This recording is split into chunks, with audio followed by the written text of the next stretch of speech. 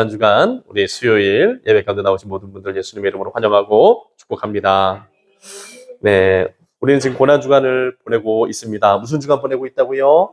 고난주간. 우리 같이 한번 해봐요. 고난주간.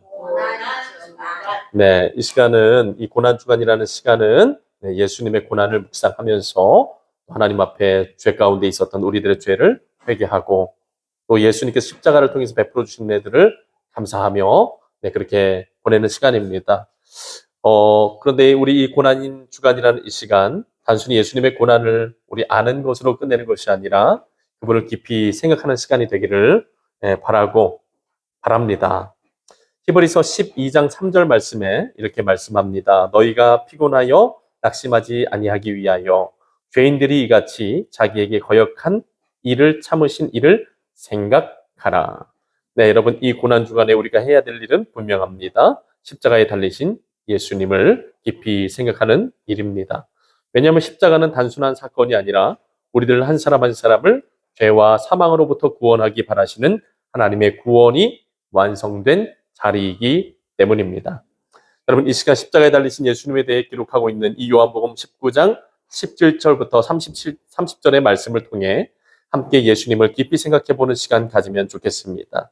자, 오늘 말씀 통해서 첫 번째로 우리가 생각해 보게 되는 예수님은 함께 이야기해 보시죠. 자기 스스로 십자가를 지신 예수님. 네, 우리 17절 말씀 함께 읽어보겠습니다. 17절. 19장 17절 말씀 같이 읽겠습니다.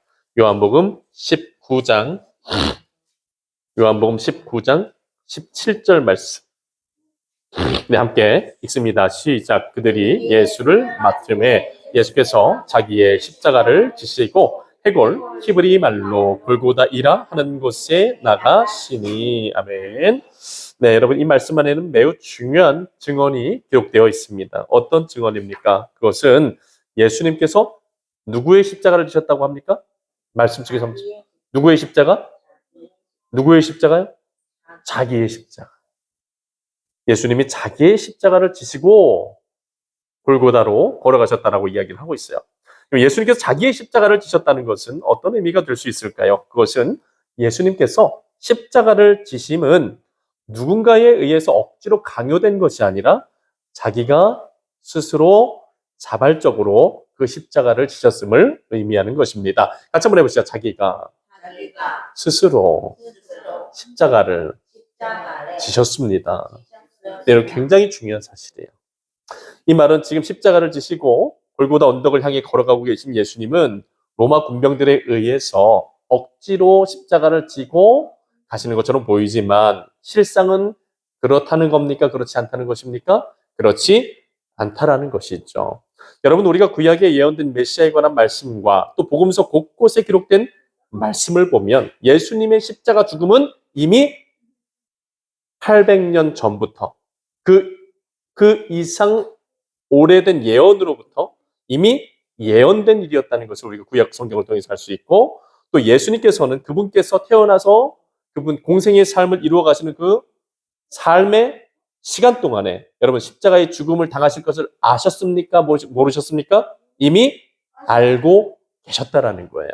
그 사실을 어떻게 확인할 수 있죠? 예수님이 자기 제자들을 데리고 공생의 삶을 3년 동안 살아가시는 동안에 이미 제자들에게 몇 번이요? 3번이나 십자가 죽음과 부활을 가르쳐 주셨다라는 겁니다. 그래서 여러분, 예수님은 공생의 기간 중에 그의 제자들에게 3번이나 자신의 죽음과 부활에 대해 가르쳐 주셨던 겁니다. 중요한 것은 이 대목에서 우리가 만나게 되는 그럼 예수님은 어떤 예수님인가 하는 것이 있죠. 여러분, 이 대목에서 우리가 만나게 되는 예수님은 바로 자기 십자가를 외면하지 아니하시고 그 고통을 피하려면 얼마든지 피하실 수도 있으셨지만 결단코 그것을 피하지 않고 묵묵히 자신의 길을 걸어가고 계시는 예수님입니다. 여러분, 예수님께서는 왜 묵묵히 그 극심한 고통의 십자가를 짊어지고 그 길을 걸어가고 계셨습니까? 이사야서 53장 5절 말씀에서 이야기해 주는 것처럼 그가 찔림은 우리의 허물 때문이요 그가 상함은 우리의 죄악 때문이라. 같이 한번 해보시죠. 그가 찔림은 우리의 허물 때문이요 그가 상함은 우리의 죄악 때문이라. 네, 바로 이 말씀에서 예언하고 있는 것처럼 예수님께서 십자가의 길을 걸어가신 이유는 우리의 허물과 죄 때문에 걸어가고 계시다라는 겁니다. 즉, 예수님께서는 우리의 죄의 값을 대신 지불해 주시기 위해서 우리가 받아야 될 모든 죄의 형벌과 저주를 대신 받아주시기 위해 그 십자가의 길을 걷고 계신 것입니다. 사랑하는 여러분, 이러한 예수님의 모습 속에서 우리가 발견하게 되는 메시지가 무엇입니까? 그것은 우리의 구원은 스스로의 노력이나 율법의 행위로 이루어지게 된 것이 아니라 예수님께서 자발적으로 선택하신 십자가의 희생을 통해 이루어지게 되었다라는 것입니다. 구원이 어떻게 이루어졌다고요? 나의 노력과 나의 공로 때문이 아니라 예수님께서 선택하신 십자가의 희생을 통해서 이루어지게 되었다라는 거예요. 그래서 바울은 로마서 3장 27절 말씀에서 그 누구도 자신이 하나님 앞에 죄 사함 받고 의로운 하나님 자녀가 되었다는 것에 있어서 자랑할 수 없다라고 이야기를 하는 것입니다. 왜 자랑할 수 없다라는 것입니까? 자신의 노력과 공로로 된 것이 아니기 때문에. 누구 때문에 우리가 구원받게 됐어요? 누구 때문에 우리가 죄 용서받고 하나님 자녀가 될 수 있게 됐어요? 예수 그리스도. 그분의 공로, 그분의 의로 말미암아 우리가 하나님의 자녀가 될 수 있게 된 것입니다. 그러니까 여러분, 우리가 자랑할 수 있는 게 있어요, 없어요? 없죠. 내가 자랑할 게 있어요, 없어요? 나를 내세울 게 있어요, 없어요? 아무것도 없는 거예요. 오직 누구만 자랑해야 됩니까? 예수님만 자랑해야 되는 줄 믿으시기를 바랍니다.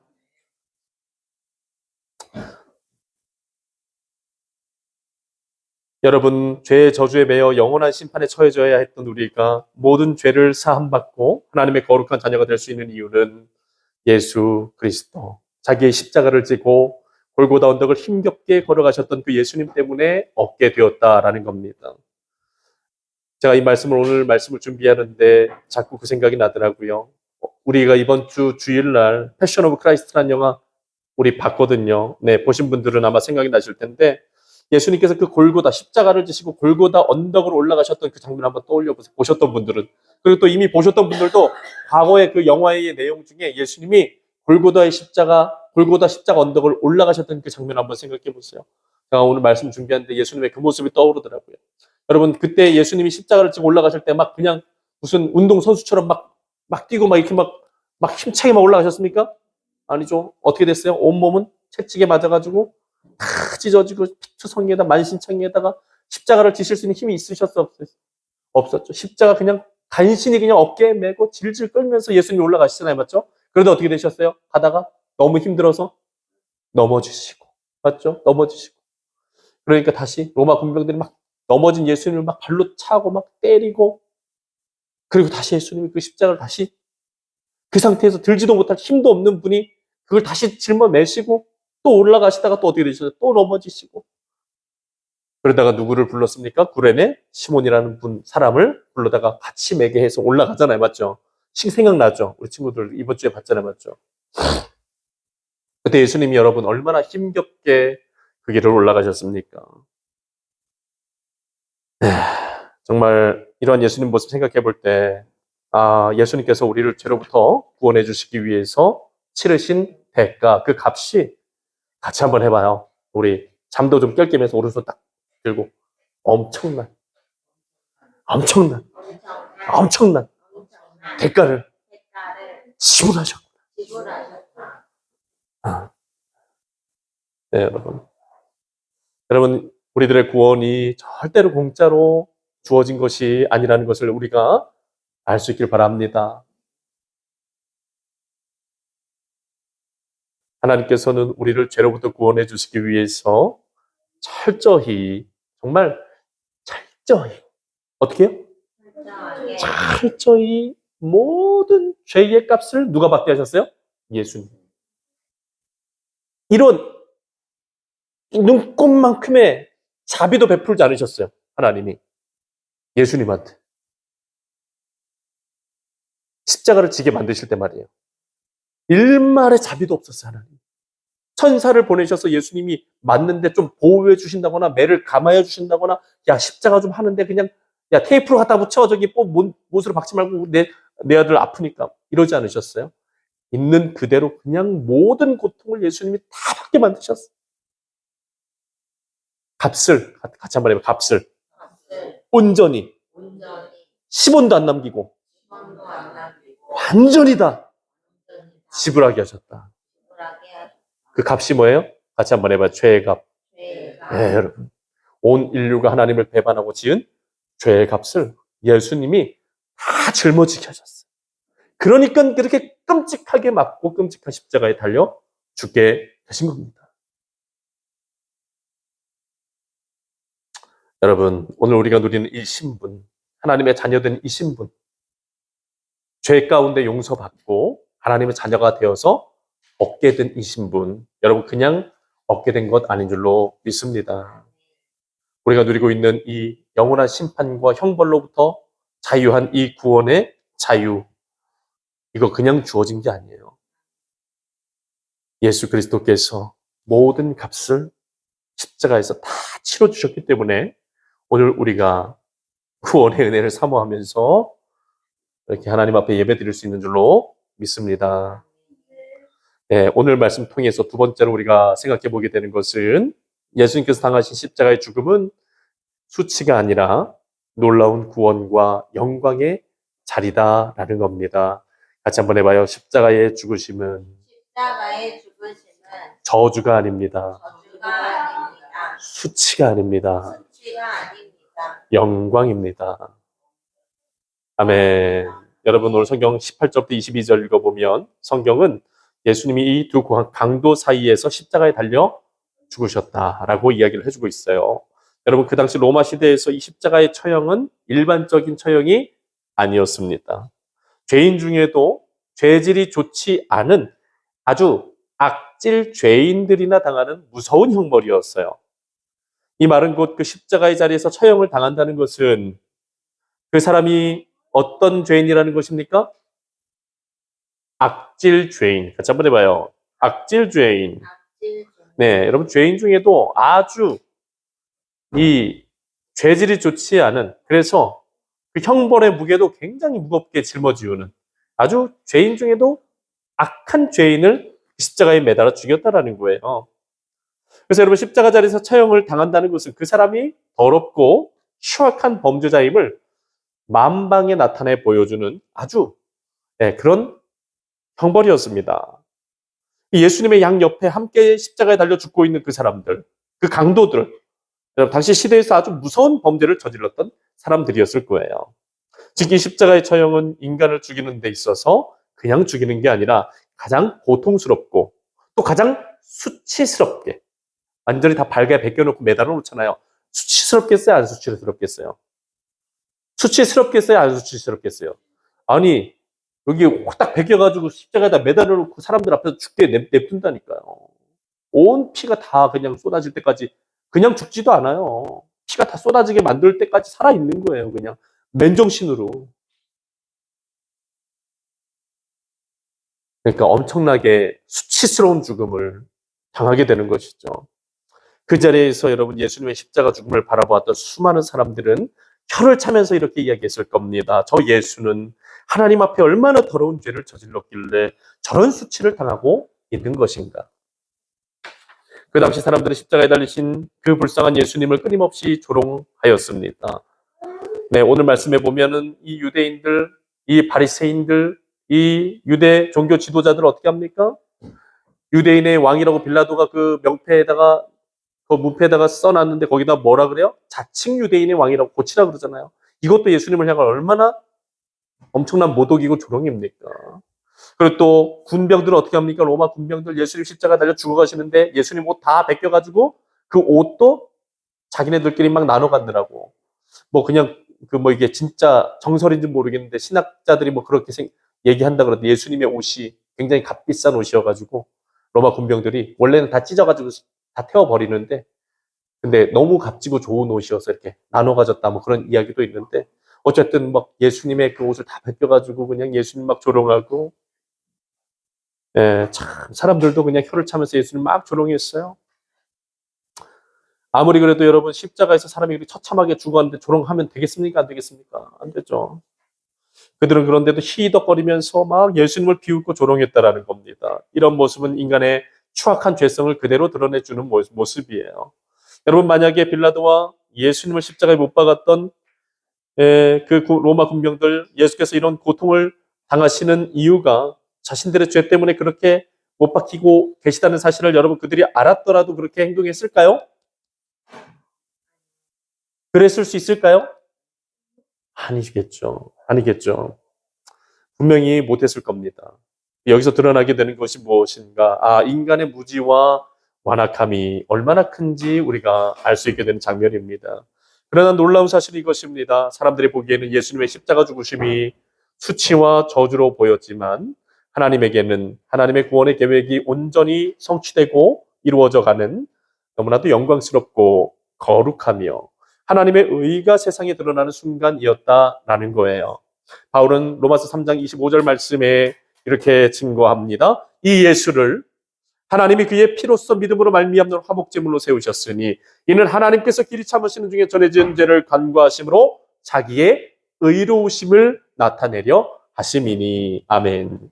여러분, 예수님께서 당한 십자가의 죽음의 자리는 무지한 인간들의 눈에는 저주와 수치, 부끄러움일 뿐이었지만 하나님 보셨을 때는 놀라운 구원이 시작되는 자리였고 하나님의 의가, 같이 한번 해봐요. 하나님의 의로우심이 세상에 드러나는 영광의 자리였습니다.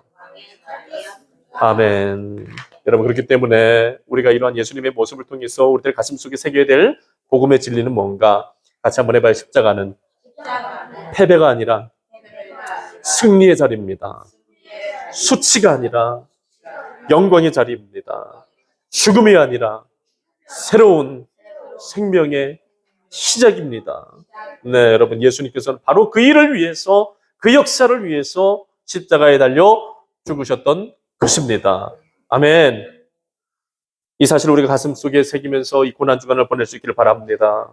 그리고 오늘 말씀 통해서 세 번째로 생각해보는 예수님의 모습은 무엇인가? 구원의 완성을 이루신 예수님의 모습이에요. 같이 한번 해볼까요? 구원의 완성을 이루신 예수님. 네, 오늘 말씀 30절 말씀 예수님 말씀하시죠. 뭐라고 말씀하십니까? 십자가 도상에서 마지막 예수님의 말씀, 다 이루었다. 같이 한번 해요. 다 이루었다. 다 이루었다. 네, 여러분. 여러분, 이 한마디 예수님의 유언이겠습니까? 네, 유언처럼 들릴 수도 있겠지만 그런 유언이 아닙니다. 여러분, 예수님께서 분명하게 선포하시는 거예요. 뭘 이루었다는 겁니까? 하나님께서 이루기를 원하시는 모든 구원의 역사를 예수님이 다 이루었다라고 선포하셨던 겁니다. 죄에 대한 값을 완전히 다 어떻게 했다는 거예요? 10원도 안 남기고 어떻게 했다는 거예요? 온전히 다 지불하셨다는 거예요. 완전히 다 갚았다 이거예요. 할렐루야. 저도 요새 빚, 예전에 저기 학교 공부하느라고 대출, 학자금 대출 계속 갖고 있거든요. 얼마나 피 말리는지 몰라요. 통장에 돈이 들어오면 그냥 없어져 버려. 하루만 지나가 버리면은 이자 나가죠, 뭐 원금 나가죠. 이러다 보면은 빚 때문에 그냥 돈이 없어요, 통장에. 그러니까 빚 지는 게 여러분 그냥 가슴 아픈 일인데. 죄송합니다. 마음에 너무 그냥 오랫동안 그냥 십몇 년 동안 그냥 빚을 갚다 보니까. 네, 여러분. 근데 이 빚이 하나하나 원금이 상환이 돼서 빚을 다 갚았습니다. 2000 몇 년도 몇 월 대출 받으신 금액을 다 갚았습니다라는 문자를 딱 받으니까 막 해방감. 얼마나 기분이 막 날아갈 때 좋은지. 근데 예수님도 여러분 그동안에 얼마나 고통을 받으셨어요, 맞죠? 근데 그 십자가에서 죄의 값이 온전히 치루어졌다는 걸 하나님이 가르쳐 주셨을 때 예수 그리스도요, 이제 모든 것이 다 치루어졌다라고 하셨을 때 예수님이 얼마나 기쁘고 얼마나 여러분 행복하셨을까요? 네, 여러분. 그래서 예수님은 십자가에서 뭘 다 이루셨다고요? 죄의 값을 완전히 다 치르셨다라는 거예요. 그러니까 여러분, 우리들이 이제 죄의 값을 치를 필요가 있어요, 없어요? 내가 치를 필요가 있어요, 없어요? 없어요. 예수 그리스도를 믿는 자에게는 더 이상 죄의 삭을 지불할 이유도 그런 필요도 없는 겁니다. 왜? 예수님이 나 대신해서 다 치러 주셨기 때문에 여러분 이 사실에 기뻐하시길 바랍니다. 여러분 이 사실로 주님께 영광 돌릴 수 있기를 바랍니다. 네, 그리고 또 그 다음으로 예수님이 하신 일은 뭐냐? 다 이루셨다는 것은 율법의 모든 요구를 온전히 완성하셨다라는 거예요. 좀 어려운 개념일 수 있는데 같이 한번 해봐요. 율법의 모든 요구를 완성하셨습니다. 네, 율법의 모든 요구를 완성하셨다라는 것. 마태복음 5장 17절에 이렇게 예수님 말씀하십니다. 내가 율법이나 선지자를 폐하려 온 줄로 생각하지 말라. 폐하려 온 것이 아니라 완전하게 하려 함이라. 완전하게 하려고 이 땅에 왔다. 뭘요? 율법을. 그리고 또 갈라디아서 3장 13절 말씀에 그리스도께서 우리를 위하여 저주를 받은 바 되사 율법의 저주에서 어떤 저주요? 율법의 저주에서 우리를 속량하셨습니다. 이렇게 적고 있어요. 여러분 율법은 무엇을 요구합니까? 인간에게 철저한 복종을 요구해요. 율법은 우리에게 순종하라고 명령해요. 그 율법을 근데 순종하지 않으면 어떻게 하겠다는 거예요? 율법은 같이 한번 해봐요. 심판하겠다. 네, 율법의 1.1핵이라도 지키지 않으면 반드시 심판을 받을 거야. 그러니까 율법이 무서운 거예요? 안 무서운 거예요? 여러분 우리나라에도 헌법이라는 게 있잖아요. 맞죠? 헌법을 어기면 어떻게 되는 겁니까? 범죄자가 돼서 벌을 받게 되는 거잖아요. 그에 합당한 벌을 받게 되는 거예요. 그 법을 잘 지켜야 돼요? 안 지켜야 돼요? 잘 지키면서 살아가야 되죠. 근데 여러분 율법은 지키지 않으면 어떻게 되는 겁니까? 하나님의 진노의 심판을 받는 아주 무시무시한 율법인 거예요. 그러니까 율법을 순종하는 게 쉬울까 어려울까? 그 율법은 완전한 순종을 요구하는데 인간은 그것을 지키면서 살아가고자 노력은 하지만 온전히 다 지킬 수가 없는 거예요. 그러니까 여러분 율법의 개수가 630 몇 개는 630 몇 개. 그럼 매일같이 630 몇 개가 되는 율법을 한 가지도 어기지 않고 다 지키면서 살아가는 게 쉬울까요? 어려울까요? 어렵죠. 가능할까요? 불가능할까요? 불가능하죠. 여러분 우리 10계명은 몇 개 계명이에요? 10개 계명이잖아요. 이 10계명 10개 계명도 지키기가 쉬워요? 어려워요? 그렇잖아요. 10개밖에 안 되는데도 지키기가 어려운데 하나님의 율법 600 몇 개로 세분화시켜서 이렇게 법조를 만들어 놨는데 그거를 다 외워가지고 지킨다는 게 이게 불가능한 일이죠. 그리고 율법은 그것을 지키지 못한 인간을 정죄하고 고발하며 하나님의 심판에 이르게 만든다는 겁니다. 그런데 예수님은 뭘 이루셨냐? 같이 한번 해봅시다. 율법의 1점, 1획도 어긋남 없이 온전히 지키셨습니다. 네, 완전히 순종하셨어요. 예수님은 율법에 의해서 정죄받을 일이 있다는 거예요? 없다는 거예요? 없다라는 거죠. 예수님 율법의 정죄와 고발을 통해서 심판을 받을 일이 있다는 거예요? 없다는 거예요? 없다라는 거예요. 예수님은 율법을 온전히 100%다 지키고 완전케 하셨어요. 그것도 중요한 것. 그리고 또 십자가에서 그 율법으로 말미암는 모든 정죄와 심판의 저주까지 다 100% 담당하셨다는 거예요. 원래는 그 율법의 저주, 율법의 심판은 누가 받아야 되는 거예요? 우리들 한 사람 한 사람이 그 율법의 항목에 따라서 어긴 그 내용대로 심판을 받아야 되는 거 우리인데 예수님은 율법의 100% 지키신 분이 그 율법의 저주를 다 받으셨다라는 거예요. 100%. 그러니까 율법의 순종도 100% 이루시고 율법에 불순종해서 얻게 되는 저주까지도 예수님이 다 완전히 해결해 버리셨다는 거예요. 놀랍습니까? 놀랍습니까? 놀랍죠. 예수님이 십자가에서 다 이루셨다라는 것은 바로 이 율법의 요구를 온전히 다 이루셨다라는 겁니다. 그리고 세 번째, 예수님이 다 이루셨다는 것은 하나님과 인간 사이에 막힌 모든 담을 허물어뜨려 주셨다라는 겁니다. 여러분 에베소서 2장 13절 14절 말씀에 이제는 전에 멀리 있던 너희가 그리스도 예수 안에서 그리스도의 피로 가까워졌느니라. 그는 우리의 화평이신지라 둘로 하나를 만드사 원수된 것 곧 중간에 막힌 담을 자기 육체로 허시고 라고 이렇게 말씀하고 있어요. 그리고 히브리서 10장 19절부터 20절 말씀에 우리가 예수의 피를 힘입어 성소에 들어갈 담력을 얻었나니 그 길은 우리를 위하여 휘장 가운데로 열어놓으신 새로운 살 길이요. 네, 여러분 하나님과 우리는 원래 죄로 인해서 어떤 사이에 있었습니까? 원수 관계에 있었어요. 하나님이 우리와 관계하고 싶어도 뭐가 막고 있어요? 죄라는 문제가 담처럼 하나님과 우리 사이를 갈라놓고 원수되게 만들고 있었다라는 거예요. 그러니까 하나님이 우리와 관계를 회복하고 싶어도 관계를 회복할 수 있어요, 없어요? 없다는 거예요. 뭐 때문에? 담 때문에. 그리고 또 인간 편에서도 하나님께 나아가고 싶은데 나갈 수 있는 방법이 있어요, 없어요? 없다라는 거예요. 뭐 때문에?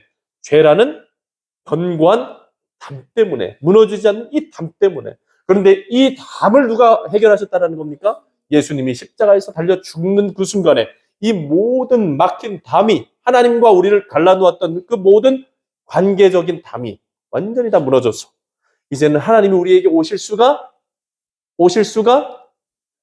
있어요. 우리도 하나님 앞에 얼마든지 나아가고 싶으면 나아갈 수 있어요. 그 중간에 막힌 담의 문제, 죄의 문제를 누가 해결했기 때문에? 예수 그리스도께서 온전히 다 해결하셨기 때문에. 그리고 여러분 아마 동현이 그 영화 볼 때 봤어? 예수님이 딱 십자가에 달려있다가 딱 죽으셨을 때 막 바람이 막 불고 막 지진이 바바바바 나고 그 십자가에서부터 막 지진이 나가지고 땅이 막 갈라지잖아. 와다다당 하고 막 그래갖고 막 성전도 막 땅이 막 갈라져가지고 두두두두 막 된 거 봤어? 그때 어떤 일이 일어났어? 휘장이 그 회막 그 성전 안에 있던 휘장이 그냥 위에서부터 아래로, 어디서부터 위에서 아래로 쫙 찢어져. 그게 무엇을 의미하냐? 예수 그리스도께서 하나님과 우리 사이에 있던 그 휘장마저도 다 찢어졌다. 하나님과 우리 사이에 이제 장애물이 있어요, 없어요? 없다라는 거죠. 예수 안에서 이제 하나님과 우리 사이를 갈라놓을 수 있는 것은 아무것도 없게 됐다는 거예요. 그러니까 여러분, 예수님이 십자가에서 이루신 놀라운 은혜, 능력, 역사가 바로 이것입니다.